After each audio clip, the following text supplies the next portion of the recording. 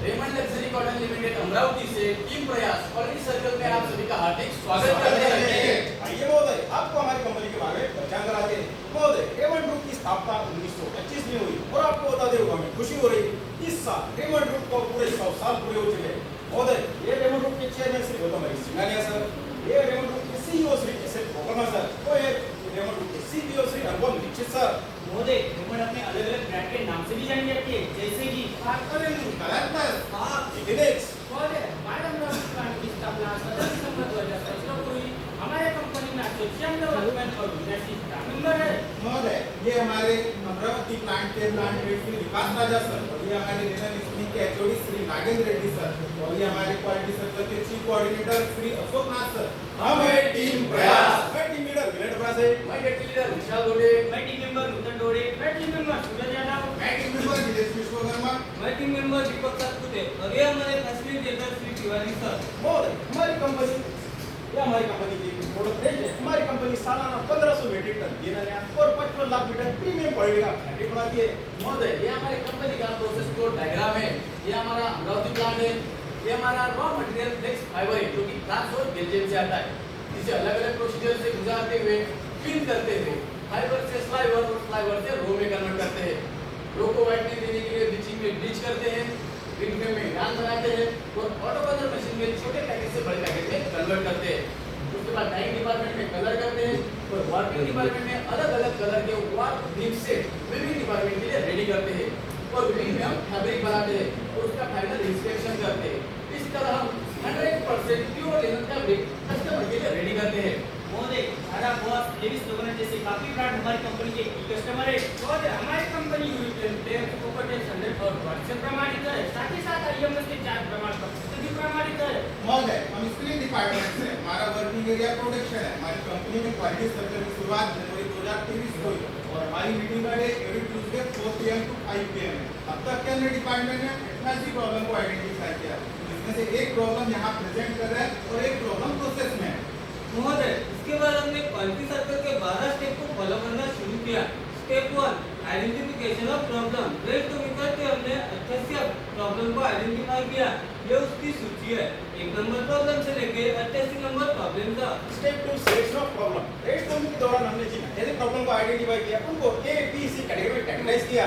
ये A B C category होती क्या है? ए कैटेगरी वो कैटेगरी जिसमें प्रॉब्लम को स्वयं सॉल्व करते हैं। बी कैटेगरी वो कैटेगरी जिसमें प्रॉब्लम को दूसरे डिपार्टमेंट में सेट सॉल्व करते हैं। सी कैटेगरी वो कैटेगरी जिसमें प्रॉब्लम को टॉप मैनेजमेंट सेट सॉल्व करते हैं। ओके, ए कैटेगरी में हमें 14 प्रॉब्लम मिले, बी कैटेगरी में हमें 14 प्रॉब्लम मिले और सी कैटेगरी में हमें 6 प्रॉब्लम मिले। इसका हमने पाई चार्ट बनाया है। जैसे कि आप हमारे पाई चार्ट में देख सकते हैं कि ये कैटेगरी की प्रॉब्लम सबसे ज्यादा मिली है, जिसको सॉल्व करने के लिए हमने 3P एनालिसिस टेक्निक का उपयोग किया। टीपी एनालिसिस इस तरह से प्रोप्राइटरी, प्रायोरिटी और प्रेफरेंस। प्रोप्राइटरी ब्रेनस्टॉर्मिंग करके हमने कंपनी के पॉलिसी के तहत 6 प्रोप्राइटरी ग्रुप में प्रॉब्लम्स को विभाजित किया, जिसमें हमें क्वालिटी में 21, प्रोडक्टिविटी में 25, कॉस्ट में 3, सेफ्टी में 10, एनवायरनमेंट में 2 और टाइम में 3 प्रॉब्लम मिले।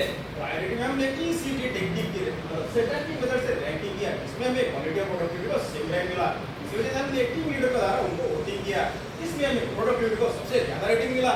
रेफरेंस में हमने प्रोडक्टिविटी से रिलेटेड सभी प्रॉब्लम्स का डेटा कलेक्ट किया और उसका वेटेज चेक किया तो हमने पाया कि हमारा 33 number problem higher generation of second organ इस पीडी, इसका इफेक्ट सबसे ज्यादा हो रहा था।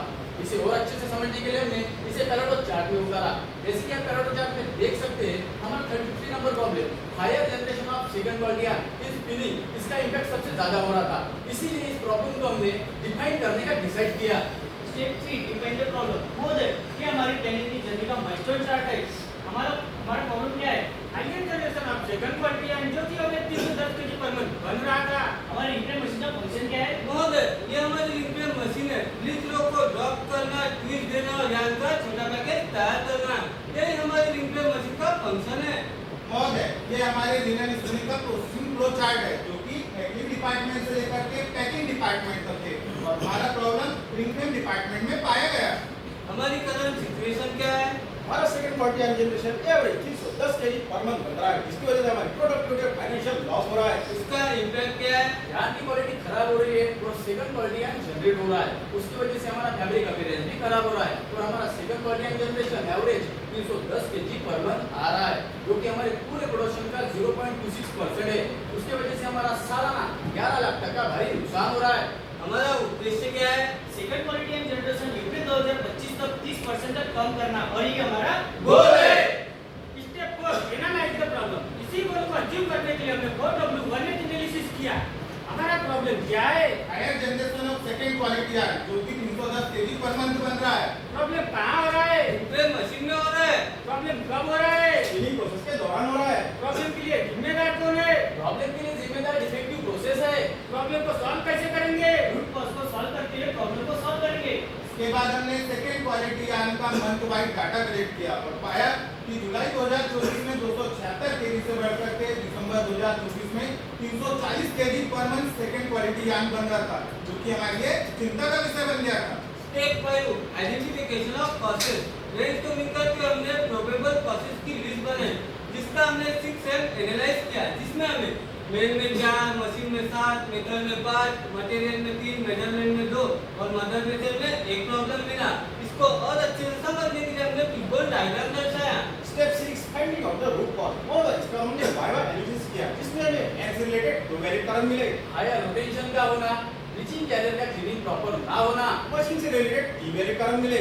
Rowing fire finger setting disturb होना, रोइंग फायर फिंगर के वास्ते डिटेल प्रॉपर न होना, रिफ्रेम परसेंट डैमेज होना। मटेरियल से रिलेटेड सभी कारण इनवैलिड मिले। मेथड से रिलेटेड एक वैलिड कारण मिला। ड्रॉपिंग के समय ऑपरेटर क्या खराब होना। मेजरमेंट और मदर मेथड से सभी कारण इनवैलिड मिले। इसके बाद हमने सभी वैलिड प्रोसेस की लिस्ट बनाई, जिससे हमने विजुअल डायग्राम में वैलिडेशन किया। जो ग्रीन में है वे हमारे वैलिड कारण है और जो क्रॉस में है वे हमारे इनवैलिड कारण है। Step 7 data analysis. इसके बाद हमने अप्रैल 2024 से लेकर दिसंबर 2024 तक सेकंड क्वालिटी का डाटा कलेक्ट किया और हमने पाया कि हमारा 1 और 2 नंबर कारणों का इंपैक्ट सबसे ज्यादा आ रहा था, इसलिए हमने इसे पेरेटो चार्ट में उतारा। जैसा कि आप पेरेटो चार्ट में देख सकते हैं, हमारे 1 और 2 नंबर कारणों का इफेक्ट ज्यादा आ रहा था। इसी वजह से हमने इन दो कारणों को रूल 80-20 के तहत बॉटलनेक माना। हमारा पहला कारण रोइंग फायर वॉशर का डिजाइन प्रॉपर ना होने की वजह से हमें चुरवाना। हमारा दूसरा कारण रिंग क्लैंप पार्ट्स पर आर्मर डैमेज होना। इन्हीं दो कारणों को ध्यान में रखते हुए हमने डेवलपिंग ऑफ सॉल्यूशन की तरफ बढ़ना शुरू किया। Step 8 developing of solution. Developing of solution के लिए हमने ब्रेनस्टॉर्मिंग की राउंड रॉबिन मेथड का उपयोग किया, जिसके दौरान हमें कई विचार और सुझाव मिले। हमारा पहला सुझाव, क्या हम रोइंग फायर फिंगर को रिप्लेस कर सकते हैं? नहीं, चेंज करना हमारा सॉल्यूशन नहीं है। इससे हमारा बजट बढ़ सकता है और पार्ट डैमेज होने की संभावना है।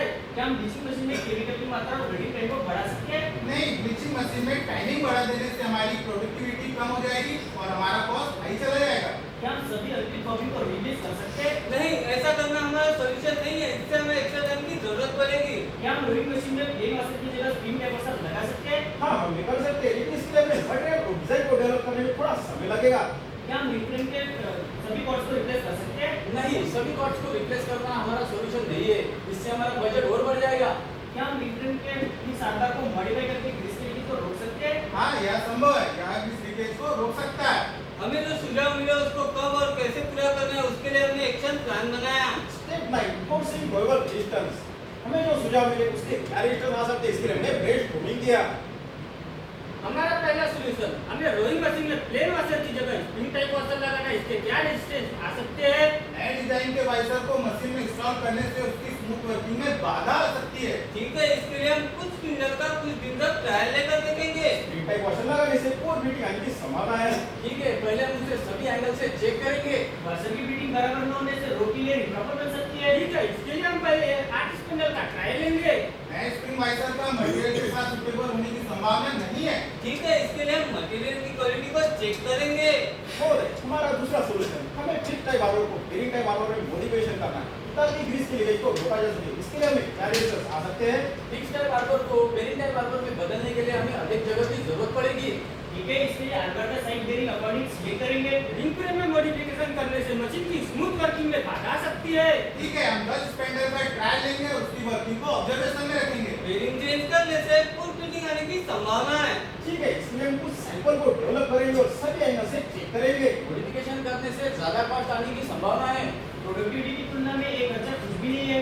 स्टेप 10 ट्रायल इंप्लीमेंटेशन है, check performance. Effective trial implementation के लिए हमने PDCA साइकिल यूज किया। क्या PDCA क्या होता है? प्लान 2 चेक 1 प्लान महोदय, हमारा पहला प्लान ये था कि हम ड्राइंग मशीन में स्प्रिंग टाइप वॉशर लगाएंगे। वर्किंग का सेटिंग डिस्टर्ब तो नहीं हो रही है चेक करेंगे। अगर हमारा ट्रायल सक्सेसफुल रहा तो हम इसे बड़े पैमाने में इम्प्लीमेंट करेंगे।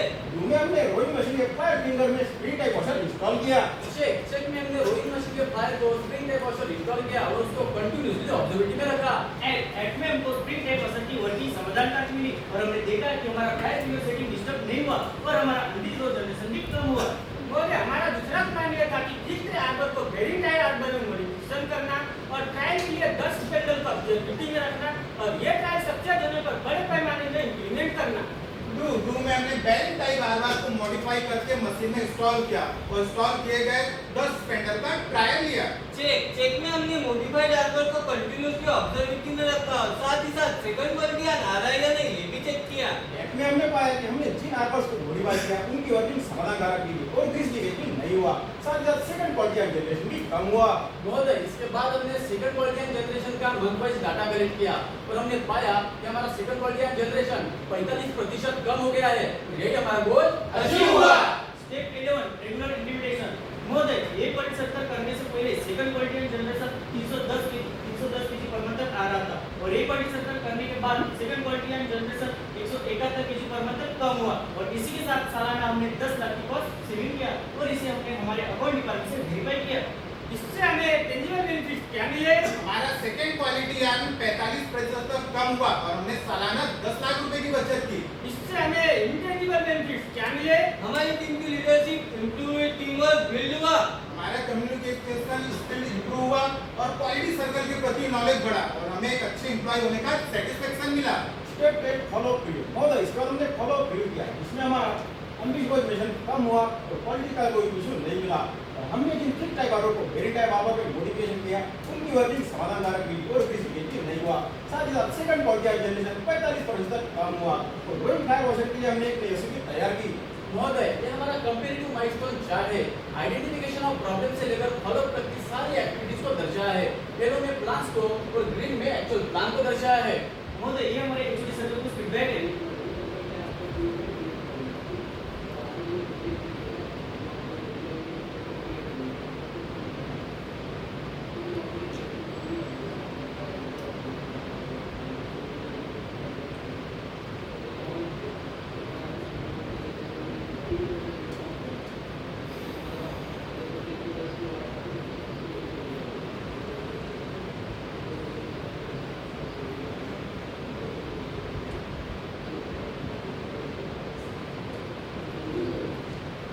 ये हमारी टीम की कुछ फीडबैक है। मुझे खुशी हुई कि एम्प्लॉयज के सेटिस्फेक्शन को और बेहतर बनाने में मैंने मेरा योगदान दिया।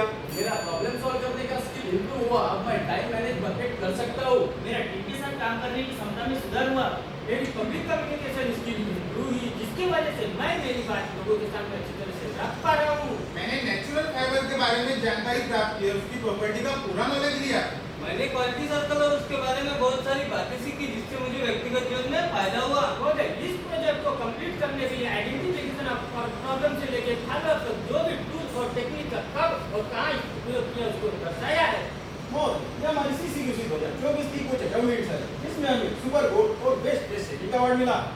महोदय, हमारा अगला प्रोजेक्ट ऑटो कॉर्नर मशीन के ग्रिपर आर्म में लग रहे जाम को कम करना है। हम धन्यवाद करते हैं किसी हमारी टीम का। साथ ही धन्यवाद करते हैं हमारे मैनेजमेंट का जिनकी मदद से हम इस प्रोजेक्ट को कंप्लीट कर पाए। धन्यवाद महोदय। आपका कोई सवाल या सुझाव हो तो हमका स्वागत है।